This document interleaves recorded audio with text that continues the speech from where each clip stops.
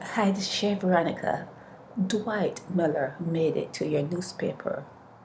Dwight Miller is worried about sugar.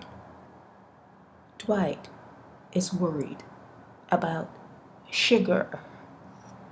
Dwight is worried that sugar, the sugar industry leaving public entity and going to a private entity or a private enterprise is going to mean that workers are going to be on a bread line. Now, he's worried about sugar and he's worried about the bread line.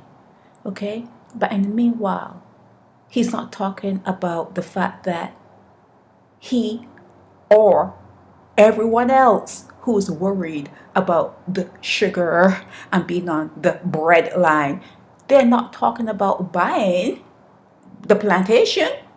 They're not talking about buying out that industry. They're not talking about, okay, every time they got paid because they had to know that this was going to happen, let's put money in a certain account so that when it reaches a certain point, we can all take over this thing. That's what happens when people are really worried that they're going to be out of a job or that something is going sideways. You prepare for the eventuality. You prepare for it.